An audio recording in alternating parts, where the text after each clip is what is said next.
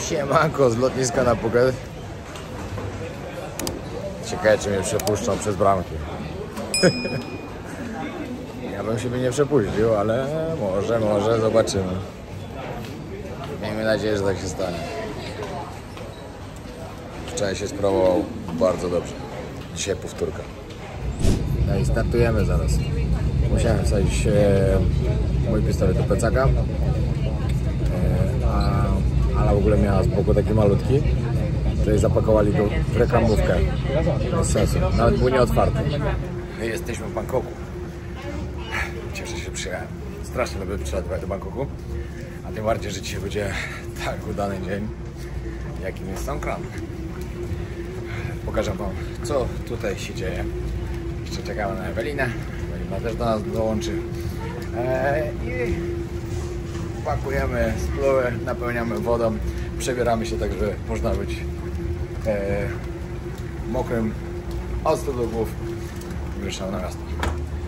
Myślę, że może dwie miejscówki odwiedzimy, bo nie możemy się zdecydować, czy pojechać po prostu do centrum, w okolice MBK, czy pojechać po prostu na Khao San. Tu i tu jest fajnie. Także to się jeszcze okaże. Ale wiecie co, od razu widać, że inaczej jest w mieście niż na wyspach, bo na wyspach to obojętnie gdzie byście poszli, cali jesteście zlani wodą. Tutaj widać, że są tylko wyznaczone miejsca, gdzie to się dzieje, a poza tym nikt nigdzie nie leje. Tak, jak chodziliśmy po ulicach i tak dalej, wszędzie spokojnie. Każdy gotowy.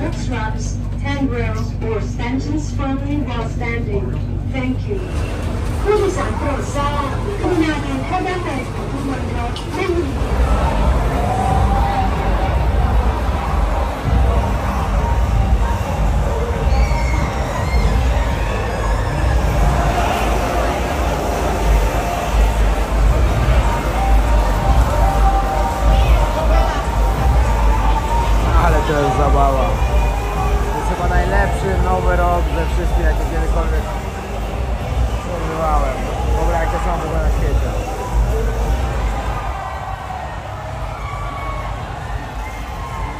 Ja mam tak ulicami Bangkoku z pistoletami na wodę. To miliony ludzi, naprawdę, uwierzcie mi. To się nie mierzy w tysiącach, a o dziesiątkach tysięcy tego. To naprawdę każdy się bawi, młody, stary, obojętny. Wszyscy przeżywają i świętują Songkran, tajski nowy rok. Imprezy trwają od piątku do wtorku. Tajowie i nie tylko, wszyscy turyści, którzy przyjeżdżają tutaj, świętują przez 5 dni.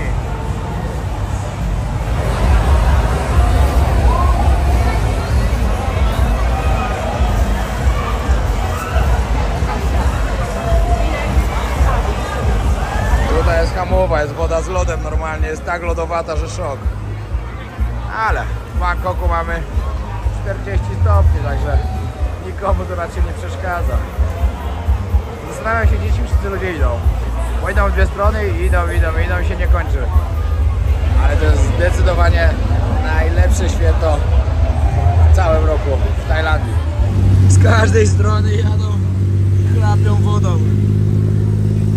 A mi się, a nam się skończyła, ale jesteśmy cali mokrzy. Ale my siedzimy tutaj, dosłownie jest jezioro pode mną. Musimy wodę, musimy zdobyć wodę. Ja mam w moim super sprzęciorze. Tym dla niego Jak to mówią, mały, ale wariat. Patrzcie, jaka siła.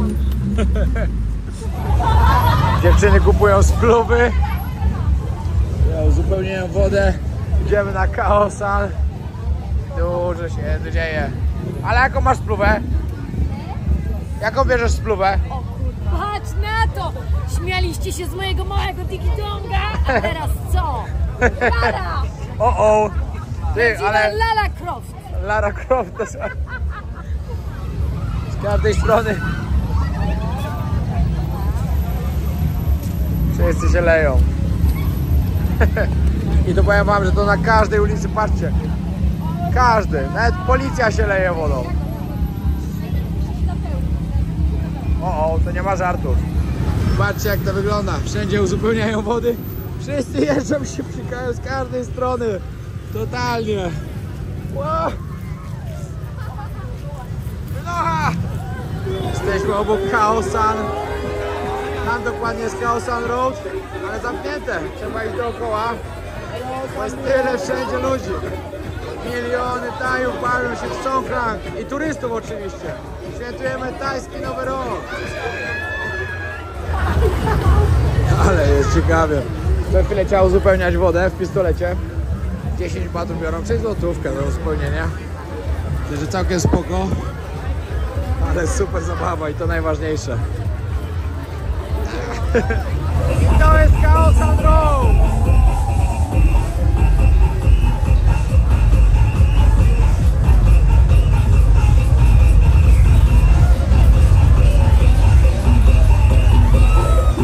Siemanko. Właśnie jesteśmy w centrum handlowym, do którego trzeba było iść naprawić mojego iPhone'a ze względu na tym, że po Songkran zalany i nie dało się go ładować. A to iPhone, który miałem po prostu wszystko takie, co mam poza tym telefonem i musiał działać, ale na szczęście naprawili. Ja się teraz zbierać, mam jeszcze cały dzień dzisiaj, bo dopiero wieczorem o 20 mamy nocny pociąg do Chiang Mai. No, tak w ogóle dzisiaj jest wtorek, poniedziałek kiedy minął to nawet nie wiem. Była niedziela, to nagle cyk, wtorek. O, ale jest tak okropnie gorąco, że szok. Jutro w Chiang Mai mamy naprawdę świetną miejscówkę. Jeden z hoteli tam w górach zaprosił nas do siebie, także jedziemy, ale to takie będzie wyjątkowe miejsce, bo to jest taki glamping w chmurach, tak jakby. No pewnie teraz chmur nie będzie taki, bo to nie ten sezon, ale i tak będzie świetnie. Ale to zobaczycie, chyba w tym odcinku jeszcze. Idziemy do Ady wziąć nasze rzeczy, później idziemy do Ewelinki, a co dalej nie wiemy. Ale powiem wam, że w Bangkoku jest jeszcze cieplej niż na Phuket. I tutaj naprawdę, tu jak wiatr wieje, to normalnie jakbyście piekarnik otwierali.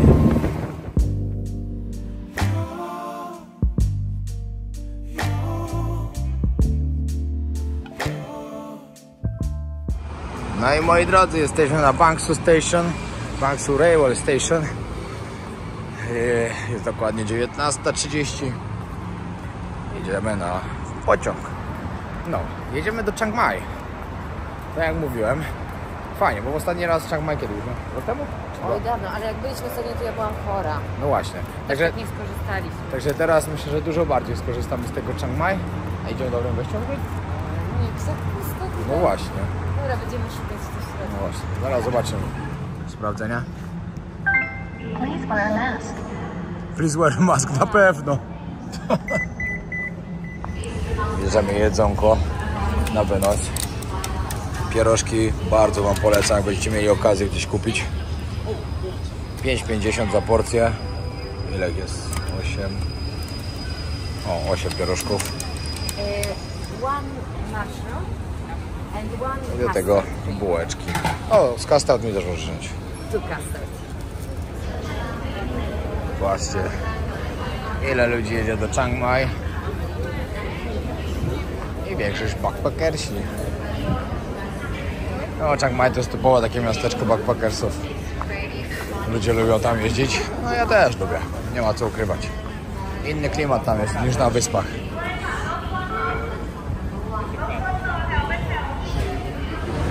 No. Sprawdzają każdemu.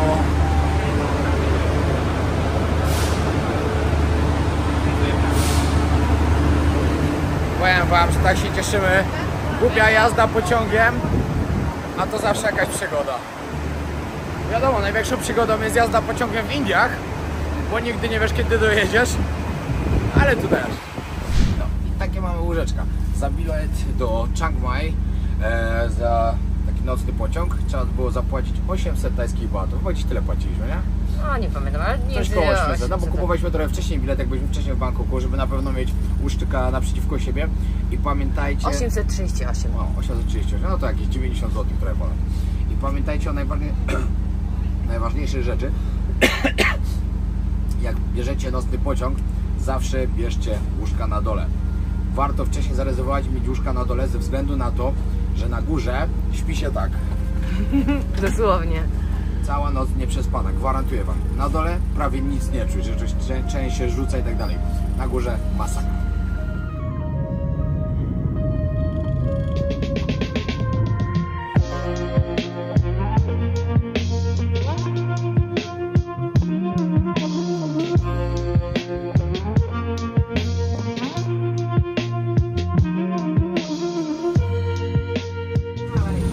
No i jesteśmy w Chiang Mai. Właśnie dojeżdżamy. Przeszedł przez pociąg. To nie był konduktor. Kto to był ten pan? Ktoś tu się zajmuje po prostu wagonami. I powiedział Chiang Mai, żeby zabrać wszystkie rzeczy i wysiadać. Tak trzęsło. Na górze. No, ale ostatnio to przeżywaliśmy, także pamiętajcie, zawsze brać dolne prycze. Zawsze. Ale powiem tak, jakby nie było, nawet na górze jakby trzęsło, to wagon obok ludzie siedzieli całą noc, bo tam już nie były sypialniane wagony. Siedzieli po 4 w takim czymś. Także, no, także oni mieli dużo gorzej. Ale moczem śmierdzi z tej łazienki. No. To nie z łazienki, to ode mnie. A, okej. Nie oceniam. Nie, ludzie. Taki żarcik. Dobra, wychodzimy, bierzemy busika, który nas zawiezie do centrum. One były chyba za 40 batów kiedyś, nie? Chyba tak. No, i ruszamy na śniadanko, później wynająć motorek, a później coś jeszcze zobaczyć i dopiero później jedziemy w góry. Możemy zameldować się dopiero o 14, a jest 9:30, także mamy bardzo dużo czasu. Tak, ale mamy czas. Dobra, pamiętajcie, że po wyjściu... Thank you sir, thank you so much. Pamiętajcie, że po wyjściu od razu napadną was taksówkarze. Bombardują was. Tak, ale nie potrzebujecie tego, bo po wyjściu tylko tutaj dalej na ulicy już wam pokazujemy. Macie takie czerwone, jak to nazwać, samochodziki, pick-upy, nie wiem jak to nazwać. Songteł? A, Songteł, no tak, 2 ławki. No, tutaj macie oczywiście tuk-tuk i tak dalej, ale tu jest najtańszy środek transportu, 30 batów od osoby. Także najlepiej właśnie to wziąć. Niezły backpacker. Ale... Pociągiem się tak fajnie podróżuje. No, ja lubię tak ten klimat Chiang Mai. Tu jest inaczej po prostu. Zdecydowanie inaczej. W ogóle ceny. Zobaczcie, tutaj na przykład pierożki takie jak braliśmy w Bangkoku. Ale ile te pierożki w Bangkoku kosztowały? Co kupowaliśmy? 80 batów? Nie, 50. 50. No to tu jest za 20 taka porcja. Jaka jest różnica? Ale tak jest. Chiang Mai jest naprawdę tanim miastem. Wiecie jak jest. My głównie pokazujemy Phuket, oczywiście dlatego, że tam mieszkamy. Ale Phuket jest to praktycznie najdroższa wyspa w całej Tajlandii. Także dużo cen, które po prostu tam wam przedstawiamy, to nie są takie jak w innych miejscach. Wy musicie to przygotować. No ale jest najbardziej popularnym miejscem, najwięcej turystów przyjeżdża i dlatego też to przedstawiamy. Ale inne ceny są już w Bangkoku, a jeszcze inne właśnie tutaj w Chiang Mai. I'm walking down the street on clouds instead of the concrete I'm dancing through. Everything's about to come my way, nothing can ruin my day, no matter what anyone does or say, I smile. O czym musicie wiedzieć właśnie w Chiang Mai, widziałem też o tym na TikToku, że strasznie dużo teraz zatrzymują ludzi na motorkach, że po prostu wszystkich, nawet Tajów. Nie wiemy dlaczego, ale blokady, teraz jak jechaliśmy tylko z dworca, no to już 4 były. Dobra, nasz kierowca nas kompletnie nie czaił, nie? Co z tego, że on jedzie i tak dookoła, jak nie pojechał dookoła, tylko przeciął wszystko. Ale na nasze szczęście przeciął nam bardzo po drodze. Chodź zobaczymy do środka. Pójdziemy zobaczyć jeszcze teraz, jak typowi backpackersi z plecakami wbijam do świątyni. Musicie wiedzieć o tym, że Chiang Mai to jest miasto, które właśnie słynie z tego, że mają piękne świątynie. Jest ich tu bardzo, bardzo dużo. Jakbyście chcieli pozwiedzać, no to myślę, że tu wam w jeden dzień na to nie wystarczy. A i tak, jak będziecie w Chiang Mai, no to oczywiście wiadomo, że trzeba iść do Chiang Rai i zobaczyć najpiękniejsze świątynie, chyba jakie są w Tajlandii. Czyli białą świątynię, niebieską, czarną. Nie wiem, czy mnie wpuszczą tam dalej. Aha, bo ty nie masz... No, pewnie nie. Czekaj, bo trzeba pójdę szybko nagrać. No właśnie. No. Szybko zobaczcie, Ala niestety ma krótkie spodenki. A widzicie, co tam się dzieje.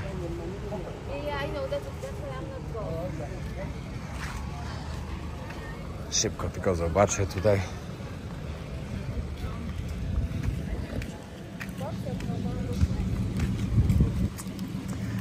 Jak te tajskie świątynie naprawdę tak pięknie wyglądają. Zresztą kto był, to wie. Jak kto nie był, to na pewno jak przyjedzie do Tajlandii, to zobaczy. Są wszystko takie detale porobione. To jest jedna sprawa właśnie, którą dobrze jest poruszyć. Że tatuowanie sobie Buddy znaczy brak szacunku. No właśnie, tu bym się bardzo mógł kłócić. Kiedyś właśnie miałem wytatuowanego Buddę. Zakryłem go, bo ktoś gdzieś tam mi pokazał takie coś. A później rozmawiałem z Tajami. I oni mówią, że to nie jest wcale żaden brak szacunku. Że Tajowie też sobie tatuują.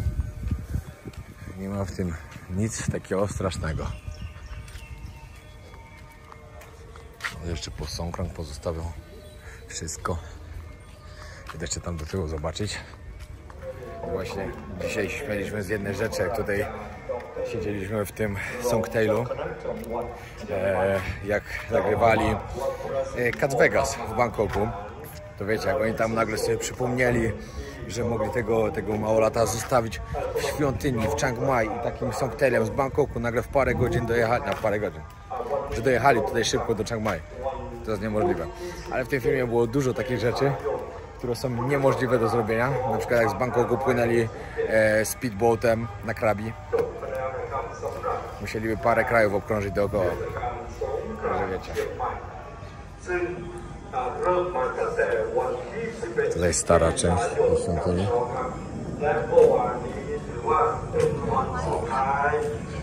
Wielka stupa.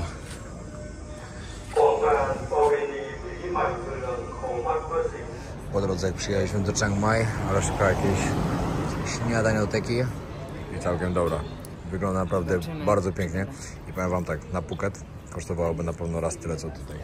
Nazywa się Sunrise Cafe.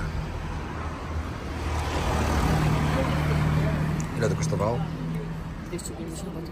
250 batów, 27 zł. a to Też coś. podobnie. No, Ala została w kawiarni, bo musi zmontować rolkę. Tutaj się będzie. Zapraszam was serdecznie na nasze Instagramy oczywiście. Tutaj możecie zobaczyć. Fajna akcja dzisiaj wychodzi, także ona musiała robić, a ja ruszam po motocykl, którym ruszymy w góry. Muszę zatrzymać, bo chcę samo chodzić.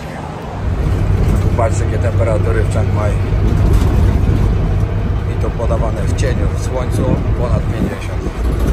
Jest okropnie gorąco. Ale mnie wysadził nie po drodze. Myślałem, że jedzie elegancko dookoła. Traskę dookoła Starego Miasta, które tutaj jest, wiecie, otoczone tak jakby murem ze których stron jeszcze. I bramy wjazdowe. A on sobie skręcił nagle. Teraz w tym upale muszę iść. Powiem wam, że 40 stopni w Chiang Mai, 40 stopni w cieniu, w słońcu, wiadomo, jest zupełnie inaczej odczuwane niż na przykład na wyspach. Jak na Phuket ostatnio tyle było. No bo tam jecie, tam jednak z każdej strony bryza, no to jest trochę inaczej. A tutaj piekarnik.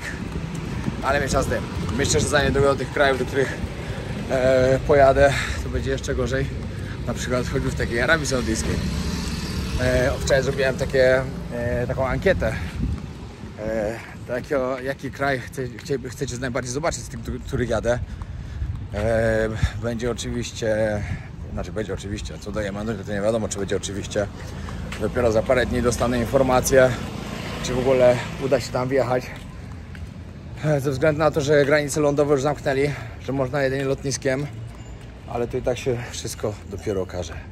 Trzymajcie kciuki, żeby się to udało. O, taki motorek chcę wynająć, ale idę do innej wypożyczalni, gdzie już kiedyś wynajmowałem i było wszystko elegancko. No właśnie, i co do tych krajów. Będzie Jemen, będzie Arabia Saudyjska, będzie Turkmenistan, znaczy najpierw będzie Uzbekistan, bo przez Uzbekistan muszę wjechać do Turkmenistanu, właśnie granicą lądową. Wszystko jest tam organizowane, nie wiem, mam nadzieję, że nigdzie do tego nie dojdą, kim jestem, bo jak powiedziałem chłopakowi stamtąd, który ma mi pomóc w wizie, że jestem youtuberem z Polski, sprawdził mnie, mówi, oj, ciężko będzie. My nie lubimy popularnych ludzi tutaj w Turkmenistanie, ale powiedziałem, że postaramy się to jakoś ukryć. No i musiałem mu obiecać, że nic nie powiem w filmach na władzę, na rząd, na prawo panujące tam i tak dalej. No wiecie, to wiele osób o tym nie wie, ale Turkmenistan to jest taka Korea Północna Azji Środkowej. Uwierzcie mi. No, ale to później. No. No i wiadomo, tam jeszcze Tadżykistan, Uzbekistan, ale co do Arabii Saudyjskiej, to właśnie troszkę chcę pokazać inaczej. Chcę pokazać Morze Czerwone.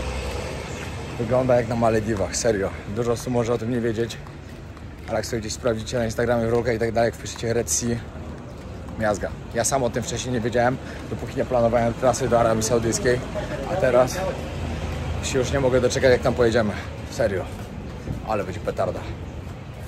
No, jestem. Tom's Bike Rental. Kiedyś właśnie stąd brałem i było wszystko elegancko.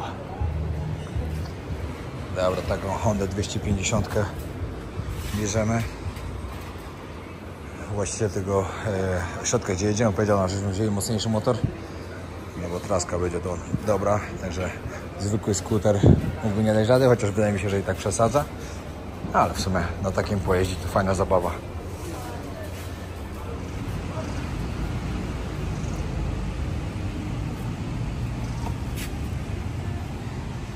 Widać, że już masz wprawę. Dobra, dostaliśmy polecajkę na Pakorn's Kitchen. Przyjechaliśmy na Khao Soi Zup, czyli typową zupę, która jest tutaj właśnie z północnej Tajlandii. Miejscówka taka, czyli najlepsza w Tajlandii. Ceniala? No właśnie, a co powiedziałem? Najlepsze są takie miejscówki w Tajlandii. Dobra, zaskoczyłaś mnie. Byłem przekonany, że powiedziałeś tylko tak. No. A ty jednak. No i tak, zamówiliśmy średnie zupki, które, popatrzę, to nie jest średnie, to jest ogromne. To co by było, jakby były duże? Dobra, dawaj, próbuj. Żebyście wiedzieli od razu. To jest zupa, która jest typowo tutaj z północy. Czuję, że będzie pikantna, bo widzę. Ale już widać, po kolorze. O matko, ale dobra, ojej. Ona właśnie jest takimi, jak to powiedzieć, prażony makaron. Makaron taki, no. No. Dobra, ruszamy. Jedzonko bardzo na plus, także polecajka mocna z Chiang Mai. Jeśli chcecie spróbować naprawdę bardzo dobrej zupy Khao Soi, to tutaj jest idealna. Godzina trasy, mam nadzieję, że dojedziemy troszkę szybciej, chociaż nie będzie też wariował, wiadomo, bo czeka nas ładna trasa, także będzie trzeba trochę popodziwiać, znaczy mam nadzieję, że będzie ładna. No i zaraz wam pokażemy, gdzie się zatrzymujemy. Wtedy wystartujemy też dronem i pokażemy to z góry. A rano mam nadzieję, bardzo dużą nadzieję, bo to jest tak jakby hotel w chmurach, bungalowy w chmurach i mam nadzieję, że rano obudzimy się z widokiem, gdzie pod nami, pod poziomem, gdzie my będziemy mieli domek, będą chmury. Chociaż to nie jest sezon trochę na te chmury, ale może się uda. To nie? Tak, ja aż się czerwona zrobiłam od tego chaosu, widzisz? A nie, to ja cię zawstydziłem. Dobra, trzeba było zawrócić, bo jeszcze jeden motor dali. Znaczy ona sobie weźmie skuterek, bo no niestety ciężko było tutaj dwójkę jechać, a mamy 66 km w jedną stronę. Także trzeba było zawrócić. No ale cóż, wybijemy kokosa i jedziemy dalej. Może słońce będzie trochę słabsze, bo teraz naprawdę się ciężko jechało. Masz piecze po prostu. Dobra, dojechaliśmy w jakieś 1,5 godziny. No dobra, trochę więcej. I teraz musimy samochodem jeszcze na górę wjechać, bo tam już nie mogliśmy motorkami. No taka trochę gorsza droga jest, ale myślę, że on spokojnie dał radę. Patrzcie, w jednej z takich kopów będziemy spali, ale świetnie schowane.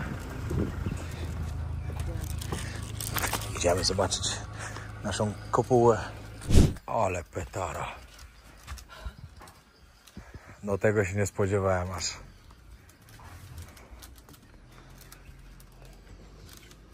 Wow.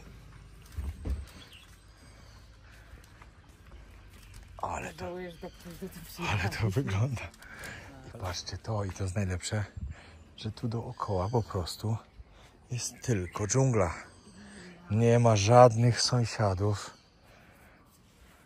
Ja chcę to zdjęcie. Ale robimy melo. Ej, nie no, Czekaj. mega. Tu jest prysznic pewnie. One second, okej? Tutaj toaleta, taki prysznic klimatyczny. Pod gołym niebem oczywiście. Ale czadowo.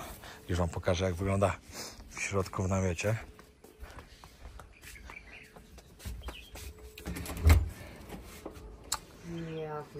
No i powiem wam, że to jest namiot. Klimatyzacja, foteliki. Ej, powiem ci, że to jest lepsze od tego, co byłam wtedy. Ale to niesamowicie wygląda. I wiecie, co będzie rano? Wschód słońca z pięknym widokiem. Ale się będzie wstawało cudownie. No przyznam szczerze, że naprawdę jestem zachwycony O, tym. wow. Zaraz napuszczamy wodę. Tak, właśnie szybko trzeba. Wow.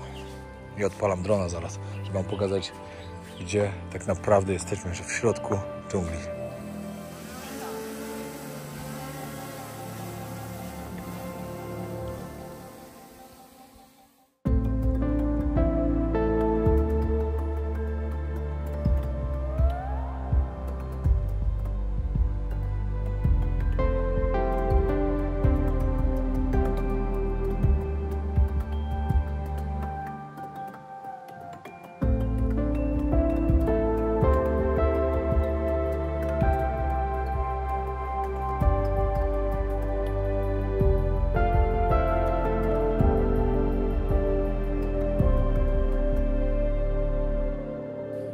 I jak wam się tu podoba?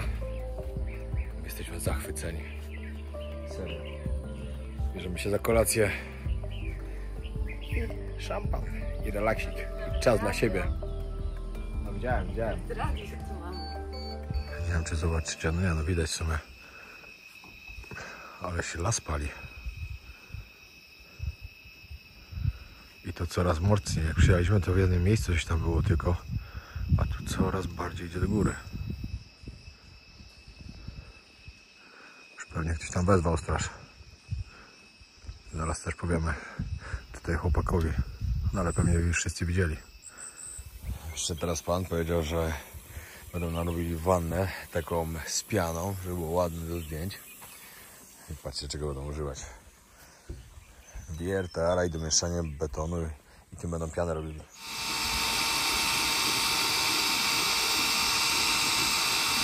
I piana gotowa. Dobra, teraz jeszcze jedna bardzo ważna sprawa, o której musimy wspomnieć w tym odcinku, ponieważ wczoraj zaczęła się świetna akcja, w której też bierzemy udział. Słuchajcie, to jest akcja, gdzie 33 twórców internetowych połączyło swoje siły i stworzyło paczkę e-booków. I 33 e-booki kosztują tylko 200 zł. Więc jeden e-book wychodzi tak naprawdę za niecałe 6 zł, tak? No mniej więcej tak. Więc to jest w ogóle genialna akcja. Czekajcie, nie dam rady tak już. No. Tu będzie lepiej. Słuchajcie, tak jak już wspomnieliśmy, 33 twórców połączyło swoje siły i można kupić paczkę e-booków, a w tej paczce, w ogóle paczka się pięknie nazywa, bo się nazywa Świat bez granic. Dokładnie. Więc jest to taki pakiet naprawdę, z którym można zwojować świat. Jest dużo przewodników, między innymi Londyn, Barcelona, Nowy Jork, Madera. Jezu, żeby o niczym nie zapomnieć. Antarktyda. Paryż. No, ale jest to też Patagonia. Patagonia, tak, Polska. Ojej, jest dużo różnych różnych. Jak e-booków, wejdziecie, no. to na pewno zobaczycie. Na dole będziecie mieli link, to możecie sobie otworzyć, tam zobaczycie wszystko, co i Plus jak. dodatkowo są językowe jakieś e-booki. O gotowaniu w podróży. Tak, przepisy, nie w podróży, tylko przepisy kulinarne. Tak. Jesteśmy najgorszymi. No co, no nie przeczytaliśmy jeszcze 33, nie musimy wiedzieć. Ale nie, ja wiem, co tam jest, tylko po prostu nie potrafię się wysłowić. Miało być fajnie, a wyszło jak zawsze. Mam nadzieję, że są tu ludzie, którzy widzieli naszą reklamę tego na Instagramie. Właśnie, jak ktoś nie widział naszej reklamy na Instagramie, bardzo warto wejść na Instagrama, zobaczyć, bo powiem wam tak, no czekamy na trudne sprawy, bo Tak. jesteśmy do tego urodzeni. Ale słuchajcie, nieważne jak słabi jesteśmy w reklamowaniu, tak ta paczka naprawdę jest genialna. O, wiem co jeszcze są, presety do zdjęć, jak robić fajne zdjęcia telefonem, luty, czyli takie jakby presety do filmów. No naprawdę to jest to jest w cenie tak naprawdę 2 e-booków, ma się tych e-booków 33. A dodatkowo od nas dostaje się e-booka, którego stworzyliśmy z przepisami Tajskiej Szkoły Gotowania, który dajemy w gratisie. Jeżeli ktoś z Was kupił, wyślijcie nam potwierdzenie i dajemy w gratisie e-book z przepisami tajskimi.